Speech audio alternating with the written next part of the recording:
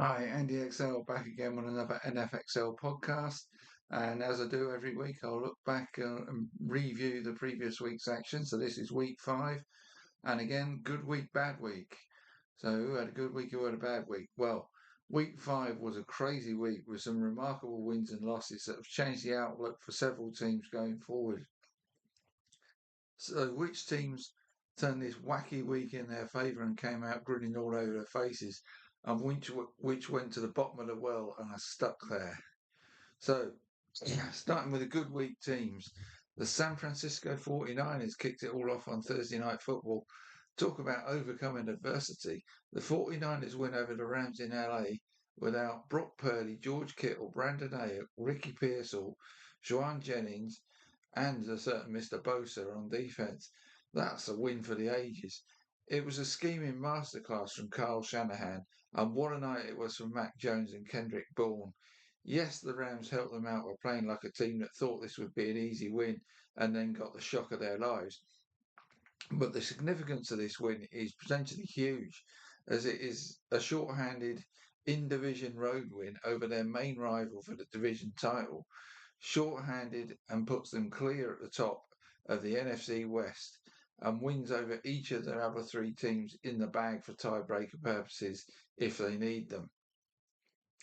And then they got to watch both the Seahawks and Cardinals lose on Sunday to make what could have been a terrible week into a truly fantastic one. Now they need to get healthier as they face up to another battered roster in the Bucks in week 6. One final point re the 49ers. Mac Jones is playing better than Brock Purdy right now, so should keep the starting role even when Purdy is healthy. But will the 49ers have the guts to make such a call having given Purdy the big contract? It's just a one I'll float out there. For me, Jones is the better of the quarterbacks right now, so he should be getting the gig. But let's see what happens. Next team to have a good week were the Denver Broncos. Any team that goes into Philly and comes away with a win has had an excellent week. So that is what makes the Broncos the team to have had one of the best weeks of any team in week 5. They struggled on offense for most of this game, was just a field goal to their name entering the fourth quarter. But the Broncos became winged Pegasus and soared past the Eagles with 18 unanswered points in the final quarter. The defense hung in as best they could until the offense finally got going. And that pretty much sums the Broncos up at the moment. Great D, not great offense, but gutsy. The bonus for the Broncos was that the Chargers lost, which puts Denver in a tie for the divisional lead and in a wildcard berth right now. And with the Chiefs losing as well, they've got all to play for going forward. So, a really good week for the Broncos. And so it was for the New England Patriots. The Patriots are another team that pulled off an unexpected road win in week 5, taking down the previously unbeaten Bills to breathe life into the AFC East title race. And the good news for the Pats is that still looks like a 2-horse race, and they are one of the horses. It took a late, long game-winning field goal to get them over the line, but this win is in the books, and more importantly, in the Patriots' minds, as they will now have belief that they can take on and beat the better teams in the NFL. And it was not like the Bills played badly. The Pats were really good, most notably Stefan Diggs and Drake May. Former Bill Diggs came back to bite them in a big way, and May could be set to take chunks out of them for years to come as he continues to look to be one of the best young quarterbacks in the league. A game back of the Bills in their division and a wild card spot right now means this Pats team that made so many off-season changes is only likely to get better as the season progresses. So this win was massive and could be a pivotal moment of the season for the Patriots.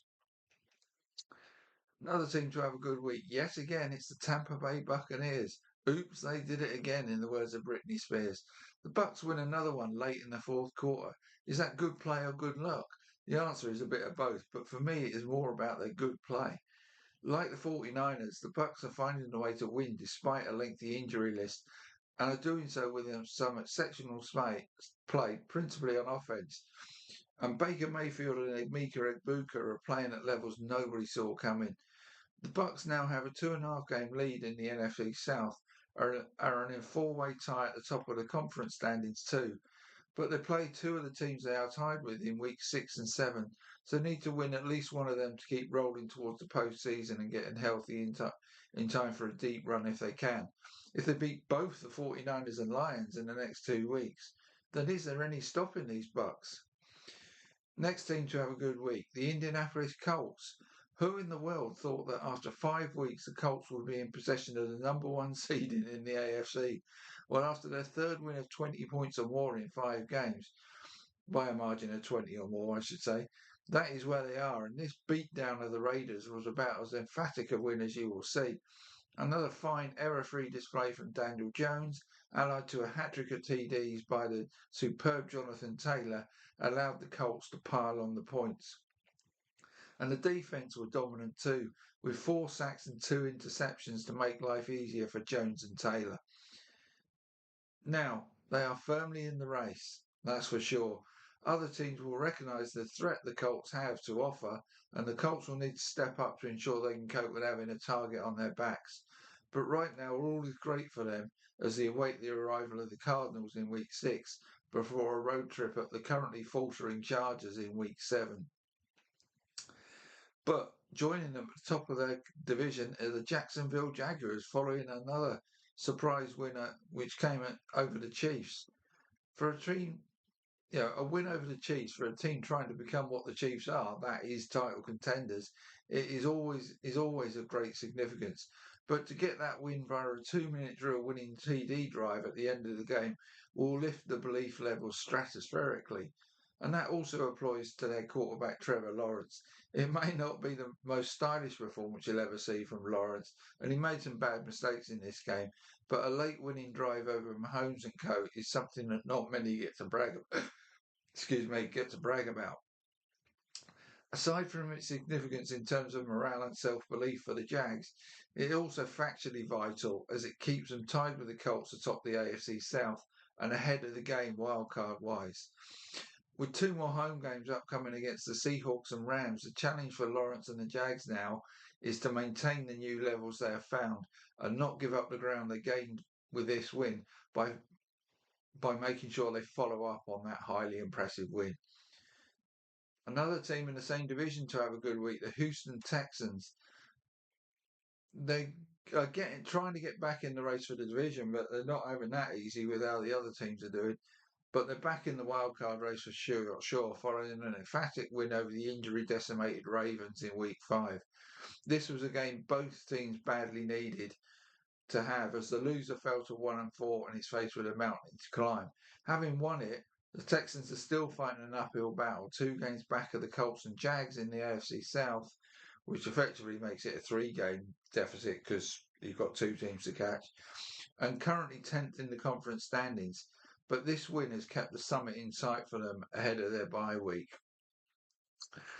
They do have 3 tough games ahead in Seattle, then at home to 49ers and the Broncos though, so need to win 2 of those 3 to keep pushing for the postseason. Right, the Washington Commanders. Washington Commanders are another team that had a good week. Jaden Daniels was back and was healthy for the Commanders. Whilst Daniels was steady and efficient in this game, it was Deebo Samuel and rookie running back Ja'Cory Crosky-Merritt that were the stars of the show for the Commanders in an assured and comfortable win over the Chargers. Those 2 producing makes me think how good the Commanders could be if Daniels were required to be at his superb best and they had Terry McLaurin available to him too. The added bonus this week was the Eagles lost to Denver. That means the Cardinals are now just a game back in the NFC East. They're still out of the wildcard positions right now though, so need to follow up on this win at home to the Bears before one of the biggest traditional rivalry games in Dallas in week 7. Right, let's get to some other teams that can be said to have had something of a good week. The New Orleans Saints. A brief mention for the Saints who got their first win of the season, so that has to make it a good win for them. I've always said their defense is decent, and they were the ones that got the Saints a win over another poor team in the Dolphins. But the Saints are still one from bottom in the tough NFC standings, so enjoy this win in the knowledge it is unlikely to become a habit. Tennessee Titans. Well, they were handed their first win by a truly Coco the Clown-like Cardinals team in the second half of their Week 5 game. Yes, they managed not to drop the gift they were given to get a win, and that makes it a good week for them. But they're not going to be given gifts like that every week. So, on to the bad weeks. Baltimore Ravens. In the reverse of the Colts situation, who expected the Ravens to be 1-4 after 5 weeks? Well, after their injury decimated roster got their ass handed to them by the Texans in week 5, that is exactly where they stand. First on the agenda is to get Lamar Jackson back, as Cooper Rush was clearly out of his depth in this game. But then they need to get some of their defensive players back and show they have the will and belief to get back into their divisional and wildcard races. The good news on the divisional front is that they are only 2.5 games back of an eminently catchable Steelers team, and the Bengals and Browns both lost this week too. In the wildcard race, they're 2 games back, so they need to get winning again. They host the Rams in week 6 before their bye week. That could be a long week if the Ravens fall to 1-5. Another notable team joining them in the bad week section are the Kansas City Chiefs. It's not like the Chiefs played badly in losing to the Jags, but when they get a late lead, they have not given it up in previous seasons. And doing that here drops them back to 2-3 and leaves them third in their division and out of the wildcard spots in the AFC as it stands. This is a bad week for the Chiefs, but it's not time to overreact. As like I say, for stretches of this game, they looked really good on offense in particular. But it is worth noting that whereas every close game went their way last season, they have lost all 3 close ones they've been involved in this season. Is that karma, yin and yang? Call it what you want. Personally, I just see it as a natural levelling up of things. But as a result, they are under 500 and welcome the best team in the NFL right now, the Detroit Lions, in week 6. They will need a big performance at home in that one to avoid falling to 2-4. Bad week also for the Los Angeles Rams. The Rams let what should have been a great opportunity to take control of the NFC West slip through their hands, literally in the case of Blake Corum and Kyron Williams, by losing to the 49ers' offensive backups. Special teams did not help their cause either, with a missed field goal and blocked extra point adding to their woes in this game. Early on, they looked like a team expecting their opponents not to be very good and therefore not primed to play well themselves. When they woke up from the second quarter onwards, they were clearly the better team, but those costly errors made the comeback fall short. Another difference in this one was that the 49ers head coach had a brilliant night play calling, whereas some of the calls from the Rams, including running the ball on 4th down on the game-deciding play late in the 4th quarter, has to be questioned when you have one of the best passing quarterbacks and 2 of the best wide receivers available to you, and the other team is just waiting and hoping for you to run the ball. I do not normally morning after calls like this, but for me that was a really bad one. And the other team, the Chargers, they had a bad week too. After a 3-0 start to the season, the Chargers lost to the Commanders, has seen them give up their early advantage in the AFC West as the Broncos join the top of that division.